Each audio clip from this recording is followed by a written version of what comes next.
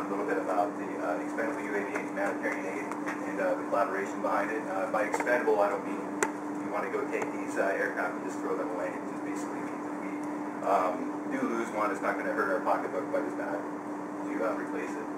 Some of the topics that I'd like to go over are going to be the simplicity and the cost effectiveness of the platforms that we use. Go over some applications and a few examples, and then of course the importance of the relationships and the collaboration in this space. So this is our version of the custom UAV system. We are a 3DR house, really simple build. This is with a 3.6. We are getting ready to make the migration over to the Pixhawk, simple EPO airframe with a Canon PowerShot SX260HS hacked with the CHK firmware, and we also use the Canon S100 as well. The only thing that we don't have in this particular is I like to use FPV because here in the United States, FAA doesn't allow us to use FPV or go beyond the line of sight, but we didn't actually have that problem anywhere else in the Philippines. So this is my current platform of choice. Probably familiar with this, especially probably Dries. This is the Skywalker Condor, the 1900. So it's $150 airframe, it's about $500 worth of electronics on board, and with a $200 camera, ground station not included. So you're looking at less than $1,500 for a complete package. It's very, very effective with a endurance of over an hour. A simple imaging workflow. We broke it down into 3 steps. We have the flight planning, based upon the specific mission. The data processing, I like to use Agistop PhotoScan. I have used Pix4D, of course. There are the open source applications, the SFM, CMP, MBS, and then of course the data delivery, which does promote a little bit of a bottleneck. It's kind of difficult to disseminate that information in an environment where there is no communication infrastructure. The communication infrastructure has been compromised. So that's something that I'd like to discuss with other people further as we move through this meeting. Some of the applications that I've actually had the opportunity to be a part of: conservation. Being from Hawaii, I've done a lot of coastal geomorphology, vegetation mapping, cultural site restoration, erosion mapping, a lot of stuff with fluvial processes, some lake management work, of course, HADR, structural damage assessment. There is search and rescue. I haven't had the opportunity to be a lot of that, but or be a part of a lot of that, but I'm sure that will come. Elevation data generation, and of course, volumetrics. So we've all been to Tacloban. This is my Tacloban image.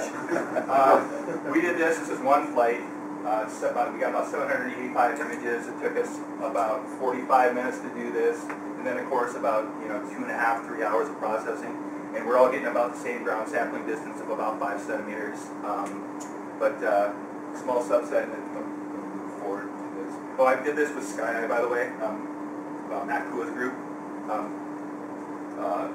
Patrick had shown a little bit about Sky before. So this is a Tacloban subset. You can see 3 months post-disaster, you can see where a lot of these informal sediments had already been popping up, even when it had been declared a no-build zone.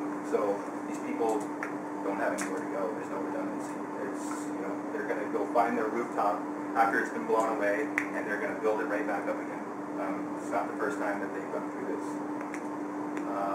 Another Tacloban subset. So this is the refugee centers around the sports center.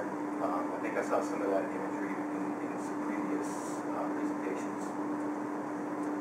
Some of the lake resource management work we did. This is Lake Palakpakan in the Philippines, not too far away from Manila.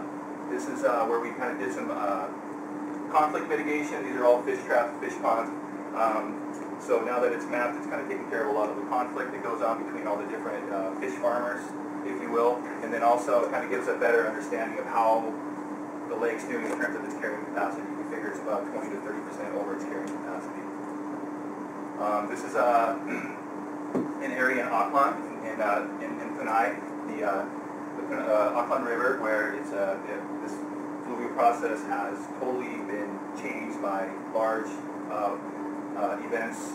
It used to be about 300 meters wide. It's now about 1.5 kilometers wide in some areas. We try to use maximum likelihood classification to tease out the sediment plume to kind of determine how much sediment is going into the alluvial fan, to determine how it's going to affect the mangrove and how it's going to affect the going through it, okay, instructions for motion, we're just going to blow through some of this stuff. So this is some building assessment work, being able to characterize a building in 3 dimensions. This is some of the work that I've been doing in Hawaii in terms of using SFM to look at elevation data to make predictions for sea level rise. Some of the stats, I'm running out of time here, unfortunately. And then, so of course, collaboration. This is our team in Alkan. This is some of our fan base. We gave them a little FPV screen so they could kind of hang out, and it just blew their minds. They couldn't believe that they could see their environment like that. This is the mayor of Liu Chow. They kind of give us a blessing to work in their area. And then thank you from Halo for having us. Sorry, I had to blow through that so fast. Thank you so much. Yeah.